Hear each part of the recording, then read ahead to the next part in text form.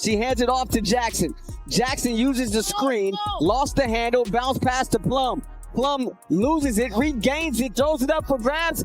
Grabbed by Boston out of the sky. And we're going to have a foul here. No, a timeout taken by Indiana. What I love the most about this squad is that, just like O said, like we instill confidence, the coach instills confidence that any shot you take, shoot it with confidence because we trust you and we trust that you're going to make it. And I feel like that's just really helped us down the line because no matter who comes in, no matter who steps up, we're all just really happy for each other. Aliyah Boston said something after the game that had every Fever fan buzzing. But she didn't just talk about it, she lived it. In a season where Indiana has been battered by injuries, she dropped 22 points, 11 boards, and a career-high 6 steals, capping it with the game-sealing stop. What exactly did she mean by her words? That's what we're getting into because her post-game line might be the key to understanding how the Fever pulled off their most important win of the year. And even with injuries mounting and momentum shaky, one unlikely hero lit the spark that closed the door on LA. Let's break down how this win changed everything for Indiana's season. If you are pumped up for the team, then comment Big Fever win. Let's go. Fever dub! Bow, bow, bow! Hell yeah! How do you win when half your team is sitting in street clothes? That was the question hanging over Indiana as they walked into Los Angeles. Caitlin Clark on the sideline, Sophie Cunningham out, Sydney Colson and Ari McDonald unavailable. 4 guards, 4 playmakers, 4 voices missing from the rotation. For most teams, that's a death sentence in a game that carries playoff weight. But the Fever didn't have the option of giving in.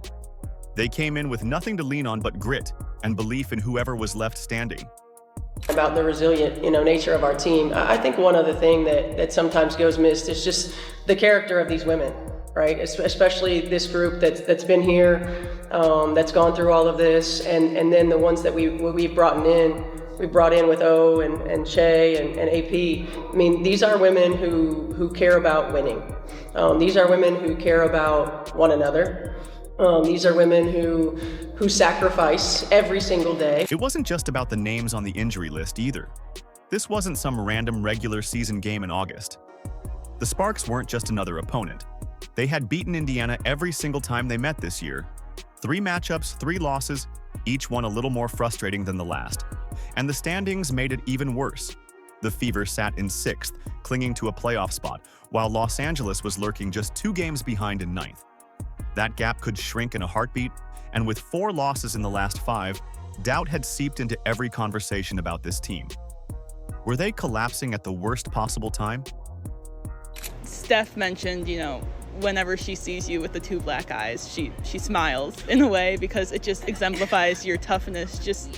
Do you feel tough in these kinds of situations with these 2 black eyes? I mean, that's what people keep telling me. Every time she sees me, she smiles and then she says, "I'm so sorry." I'm like, you don't need to be sorry.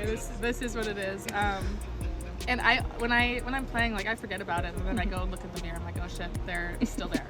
So yeah, I don't really think too much about it because I don't necessarily feel them all the time. Yeah, and you're still able to see completely fine. Yep. All right. Nothing's changed. All right, perfect. I think. Picture the challenge.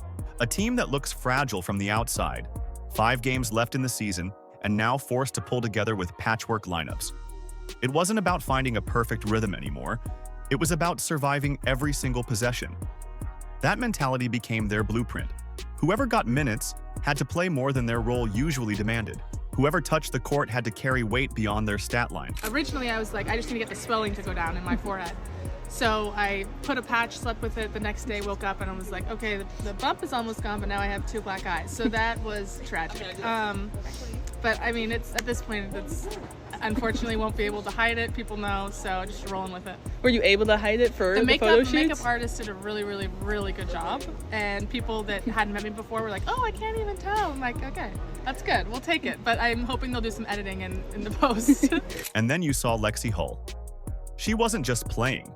She was competing with both eyes marked up after colliding with Gabby Williams in the last game. 2 black eyes, and she still dug into defenders, still grabbed loose balls, still ran through screens. Hull symbolized exactly what the Fever needed that night. Show up even when it hurts. Her presence was a message in itself. If she could fight through, so could everyone else wearing Indiana red. Yeah, and I imagine on Tuesday you got checked for concussion, facial fracture. Just how much of a sigh of relief was it that you didn't have concussion or any kind of fracture in your face? Yeah, honestly, when it happened, I was like relieved because I could feel myself like I was good to go. Like I felt completely with it. They did all the tests they needed to do and put ice on it right away, try to keep the swelling down. But I felt good knowing that like obviously it could have been a lot worse. And I'm grateful for the people online wanting to check on me and make sure that I'm okay. But I'm okay. I've been fully checked out. So That's what made this game feel different. It wasn't about style points or highlight passes. Every stop, every rebound, every basket came with a layer of urgency. One wrong run from LA and it could have ended quickly. But the Fever didn't snap. They matched intensity and kept pushing back against a team determined to close the gap in the standings. I like that we dug in. It wasn't ideal in terms of how the game was. It was ugly. We had moments where we were better than others, but we dug in. I mean, when you think about key defensive stops, key offensive rebounds, like AB's key offensive rebound there at the end, making plays, deflections that led to steals or deflections that led to bobbled passes. By refusing to break under pressure, Indiana set the stage for someone unexpected to rise. The resilience of that shorthanded group left the door open for a veteran who had been waiting for her moment to step fully into the spotlight. What if the player no one expected became the closer everyone needed? That's exactly what happened for Indiana when Odyssey Sims stepped onto the floor in Los Angeles. Think about it. This was supposed to be a night about survival, a shorthanded roster just trying to hold together long enough to steal a win. Yet somehow, a 31-year-old veteran who wasn't even part of the starting lineup became the heartbeat of the game.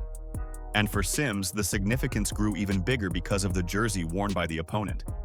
She used to call the Sparks her team. That added layer of history fueled her every possession, and you could tell from the way she played that this meant something personal.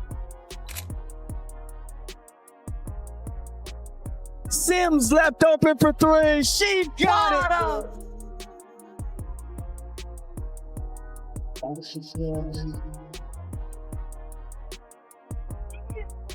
Offensive rebound. Sims the runner. Here's Howard. Shovels Sims right at the doorstep and she gets it off the window. 3-on-3 the other way. Sims the take and finishes the lefty layup.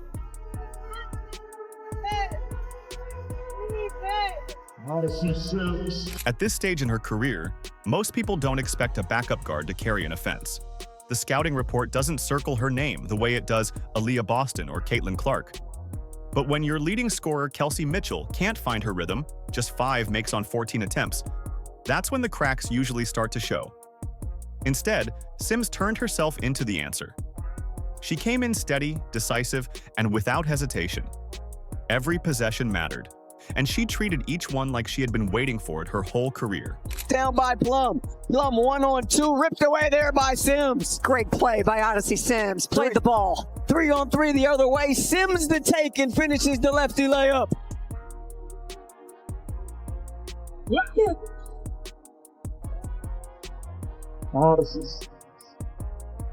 Her numbers tell part of the story, but only part. 21 points total, but it was the timing of each bucket that turned heads. You could see her calm under pressure, pushing tempo when the Fever needed to, then slowing it down when Los Angeles threatened to grab momentum. And then came the closing stretch. Deep into the fourth quarter, the ball kept finding her hands. Drives through traffic, mid-range pull-ups, creating off the dribble, these weren't secondary plays. She became the primary release valve. The lead back up to 3. Sims left open for 3. She got it. Odyssey Sims with the triple to tie this one up at 74 apiece. Got the offensive rebound out to Mitchell. Here's Hull curling. Hull down the lane. The kick out Sims. Sims in the paint. The runner good. They put Turner on the inbound. Alaman inbounds it to Hamby, and so now that'll be that. So the Indiana Fever come into here. The defining moment, though, arrived with just 13.6 seconds left on the clock. Indiana clinging to a chance, the ball in her grip, and she rose into that quick floater she's honed for years. It dropped through clean. That was the shot. The one that gave Indiana the lead for good and silenced the Staples Center crowd? You could feel the emotional weight lifted off the Fever as she ran back down the floor, arms calm, face clear, almost like she knew this was hers all along. Yeah, honestly, 5 straight points for you to help take the lead at the end of the game. Just what was that mindset for you in those final seconds? I mean, I didn't shoot the ball well from the 3. I was over before I made that shot, but I mean, I didn't lose confidence. I think my teammates did a great job, along with the coaches, just constantly talking to me. They weren't worried about my missed shots. It just came down to continue to play. They believe in me so much, so that helped me. And when I shot it, I was open. It was one of those do or die. It went in, and I was excited about that. Like I said, I was open from the 3, but we got the W, so it feels great. Later, when the microphones came out, Sims simply said what she lives by. If you stay ready, you don't have to get ready. That line captured everything about Indiana's night. No excuses, no panic, just stay ready for the unexpected. Because of Odyssey Sims, the Fever walked out with more than a win. They walked out with proof that resilience isn't just a talking point. Just going up just like the last few years, just up and down, in the league, out the league, hardship, contract being cut, all of that stuff. Really doesn't matter. I think I'm a human definition of you stay ready, you don't have to get ready. I think every opportunity that has been given to me, I'm taking full advantage of it. These are opportunities that you can't let slip away. You never know what tomorrow brings. You never know. You be on the team one day, gone the next day. So just being able to come in and just stay ready, have my energy flow to my teammates, and just be positive. Like I said, I'm with a good group. And as strong as she wasn't alone. Standing beside her was the anchor of the Fever's identity, Aliyah Boston, who not only dominated but delivered a message that still has fans buzzing. Sparks started the game on a 7-0 run. Here's Mitchell, right back to Boston, and unable to get that one, but follows her on. Cameron Brink and Ray Burrell going to be checking in next time there's a stoppage for LA. Here's Turner in traffic, and she gets it up off the window. Beautiful pass from Boston. 7 on the shot clock. Mitchell turning the corner. Jump stop in the lane, loses the ball. Brink throws it right to Boston. Easy layup. All game long, Aliyah Boston's actions built to one final question. What exactly did she mean when she teased that message after the buzzer? Because if you watched her closely, it looked like she was already answering through her play. She didn't just fill up the box score, she stamped her presence onto every single part of the game.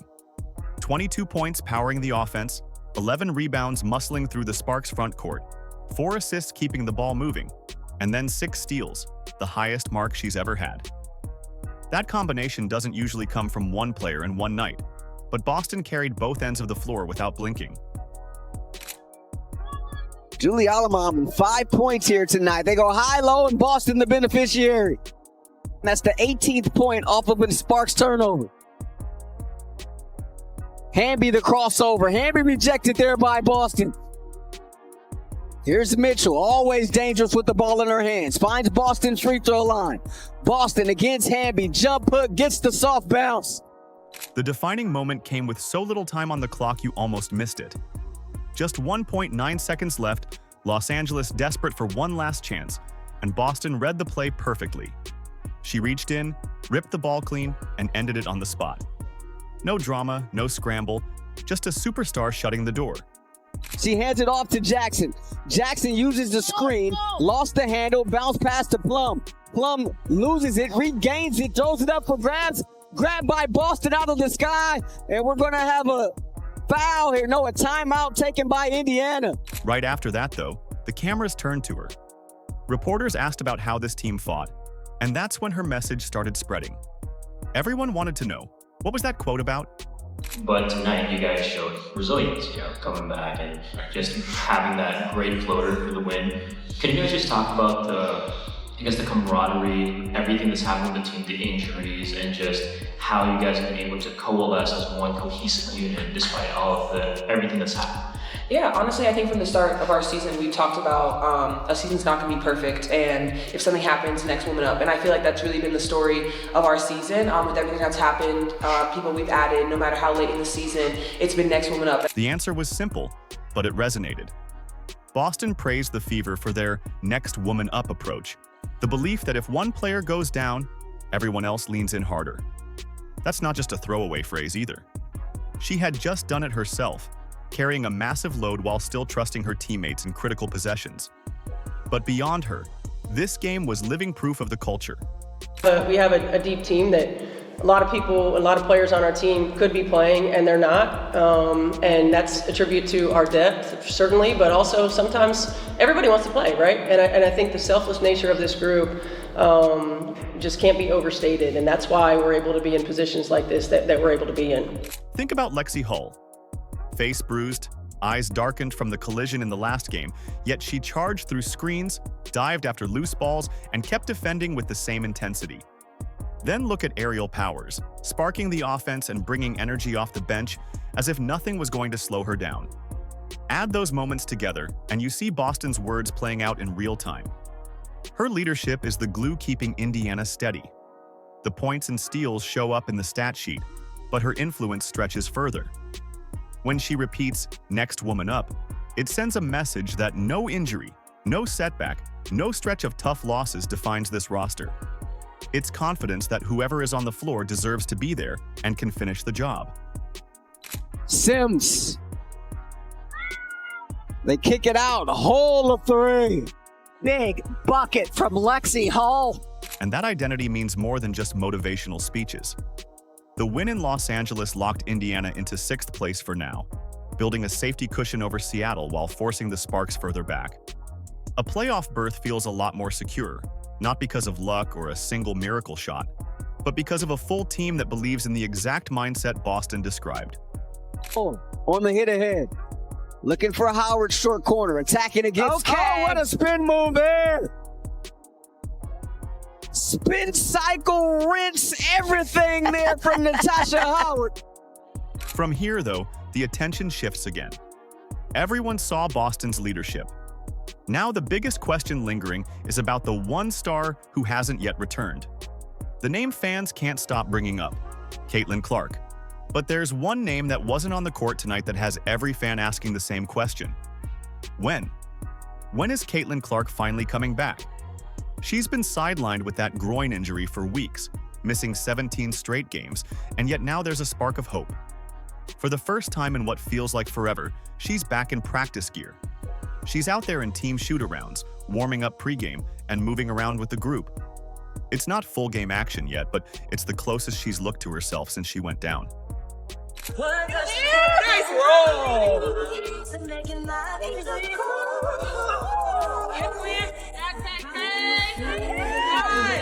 The timing couldn't be more intriguing. Indiana has only 5 games left on the regular season calendar. Every single one matters, because playoff positioning is hanging by a thread. Right now, they sit 6th, just half a game ahead of Seattle, and no one in that locker room is comfortable. Dropping one contest could mean tumbling in the standings. But the other side of the coin is opportunity. If Clark can return, she could change everything in an instant. Picture this. Clark goes through shooting drills. She launches threes, runs sets, takes contact in lighter scrimmages while coaches stand only a few feet away, tracking her every movement, hoping there's no setback. The entire building feels different when she's out there. Teammates glance over, fans start buzzing, and you can sense the weight of what's at stake. It's cautious optimism, because everyone knows rushing her back could end the season completely. That's the balance Indiana's staff is managing right now. You know, it wasn't ideal in terms of how the game was. It was ugly. We had moments where we were better than others, but we dug in. I mean, when you think about key defensive stops, key offensive rebounds, like AB's key offensive rebound there at the end, you know, making plays, deflections that led to steals or deflections that led to bobbled passes, just the sense of urgency that we played with in those last minutes through some gray area, right? Through some times when it wasn't perfect. And, you know, it was a gut check time, and our team stepped up to the challenge. Thank you. Thank you. And yet, look at what this team just did tonight. They stole a game against an opponent that had owned them all year without their biggest star. That in itself is impressive. Now imagine what they could do with her on the floor again. Clark was averaging 19 points and 8 assists before the injury took her out. She wasn't just filling the role of a scorer. She was dictating pace, opening lanes for Boston and getting shooters like Kelsey Mitchell cleaner looks. Numbers like that can't be faked, and they change how every defense has to prepare against Indiana. This victory proved the Fever can survive without her, but the thought of adding Clark's playmaking back into the mix makes them something more than survivors. Suddenly, the conversation shifts from can they just hang on to can they make noise if they get there? It's still uncertain, and the risk of aggravating that groin injury lingers. But with just days left before the postseason begins, Clark's return could flip Indiana into legitimate contenders overnight. Great job, ladies!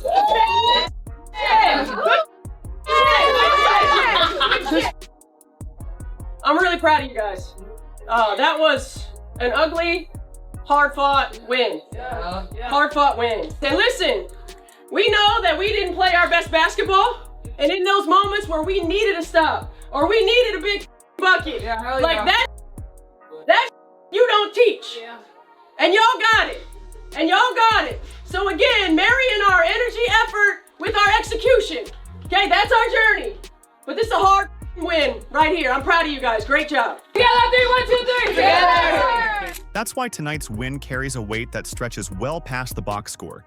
Because now, with every sign pointing toward her inching closer, this season suddenly feels like it's just getting started.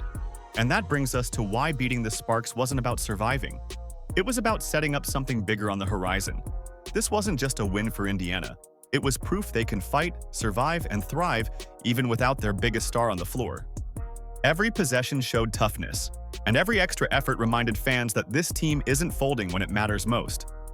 With Caitlin Clark inching closer to a full return, the Fever suddenly look less like survivors and more like a group learning how to close games under fire. That growth is priceless. For Fever fans, hope feels alive right now, and even brighter for 2025. A team that wins this way with so much resilience has only begun. If you are pumped up for the team, then comment Big Fever Win. Like, subscribe, and turn on all notifications so you never miss out. Click the video on the screen, and we will see you in the next one.